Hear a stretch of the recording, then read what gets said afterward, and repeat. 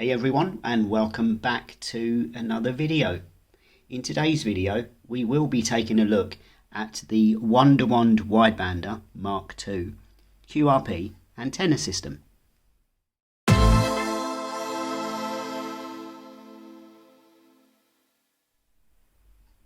This video was requested in the comment section of a previous video I've done on the FT817, and I thought I would get this video done. Now there are other videos out there that review this antenna system, but I'm coming from the angle that I've had this now for well over a year, about 16 months now, and I'm still using it. So I'm going to give you my thoughts and opinions on it as we go along. And also I'm going to give you a little demonstration of how it works, and we'll see if we can hear anything and possibly maybe even make a contact. So stay tuned and let's see how this pans out. What you get in the kit from new is the actual tuner itself, a telescopic antenna, and you get one of these, which hopefully it's in focus, which I'm not sure what you call these, but I think they're known as a banana plug, but there's probably a technical term, so in the comments below if you know what this is, do let me know and educate me. Thank you very much. So the tuner itself has a connector at the bottom which goes straight into the back of your radio via an SO239 socket. We have the band selection switch, and we have a fine tuning switch here, which is basically you go to the band you want to use with this one and you fine tune it with this one. So you tune it up with this one to get the lowest possible SWR. And we have a BNC connection at the top, and that is pretty much it. It's as simple as that. Again, supplied with the kit, you have one of these, which gives you the option of two antennas to use with this. So you can either make yourself a loop antenna with this, or you can actually use a long wire. From this you can put any length of random wire according to the instructions, and you put your ground on this one and you run that along the ground or whatever you want to do. But that attaches to the top of the tuner, so you can either have a loop or you can have a long wire antenna. And lastly, you're supplied with a BNC connection telescopic antenna, which is 57 inches in length, fully extended, which works out at about 4 feet 9, just under 5 feet. So this works quite well. Not as well as I would say a long wire, but it works all the same. Just as a quick point of reference, this is what I would bring with me if I was going to use the long wire configuration. I've got about 10 meters of poly weave here, which I use, and I normally throw that up on top of a 10 meter pole and connect it to the Wonderwand using the banana plug, and I use this as a ground, and I've had some fantastic contacts on that. In actual fact, I'm going to give you a notable contact I had, which was actually the first night that I got this antenna. It was Christmas of 2018, and it was on the evening of Christmas night. I was sitting at home and I didn't have any polyweave at all, but what I did have was speaker wire. So I attached a random length of speaker wire to the antenna system and another piece of speaker wire to the ground, and all I done was I just hooked it above the curtain pole, and I was listening on 40 meters that evening, and I actually got a two-way with a gentleman in Vienna in Austria. Before we continue with the demonstration, I just thought I'd run past the specs. So this tuner in particular will operate between the bands of 160 meters to 70 centimeters.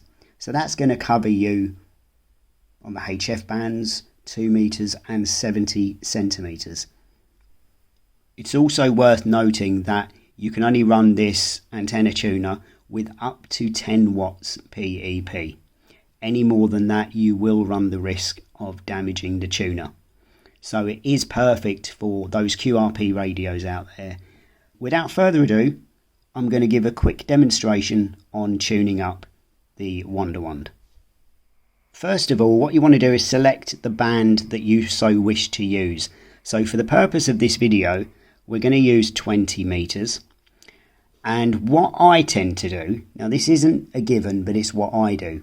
I normally go to a part of the band that is mid-band. So a frequency that is in the mid-range of the band.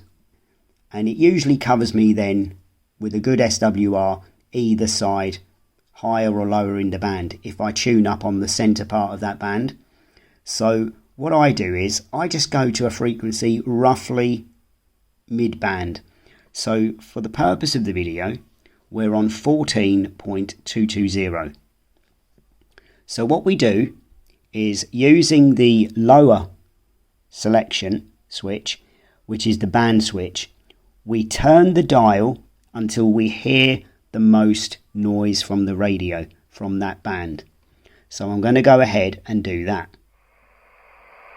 Hopefully the camera will pick up the sound. So here we go.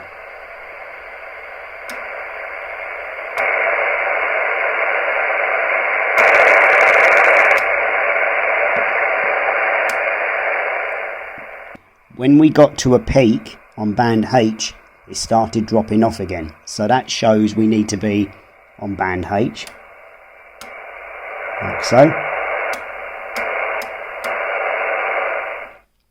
And then what I normally do is I switch to FM, just quickly. And using the top switch or the top dial, we simply key up quickly. And we get the lowest SWR we can, which is about there. Now, bearing in mind, this is a telescopic antenna and I am using it indoors. But when I've been out, I've been able to get this down to virtually nothing. So now we'll have a little bit of a scan up and down, see how it picks up, see if we can hear anything, and quite possibly if I can get a contact I will, but if not, it's not the end of the world. I'm just showing you how to tune it up. So let's have a little listen and we'll go up and down the band.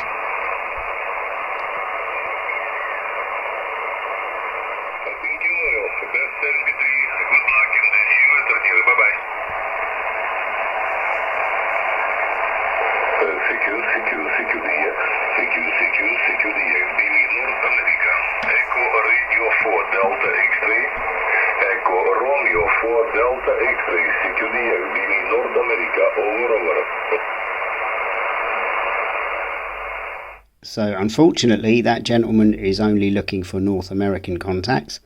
However,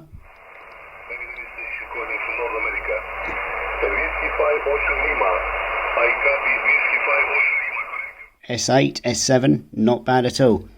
Now unfortunately the band is very quiet today, and also obviously I'm using this antenna indoors, but as you can see the receive is great, it does work. In fact, I'll give you another notable contact was with this antenna.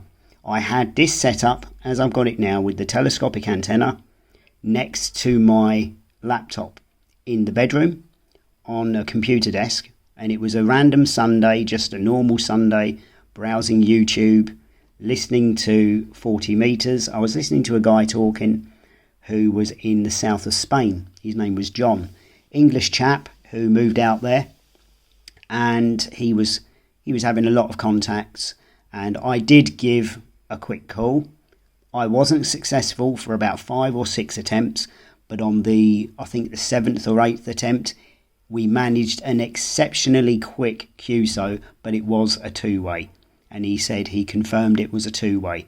And that was just using this system and the telescopic whip on 5 watts. And it was quite good because it was inside a bedroom in a corner of a computer desk.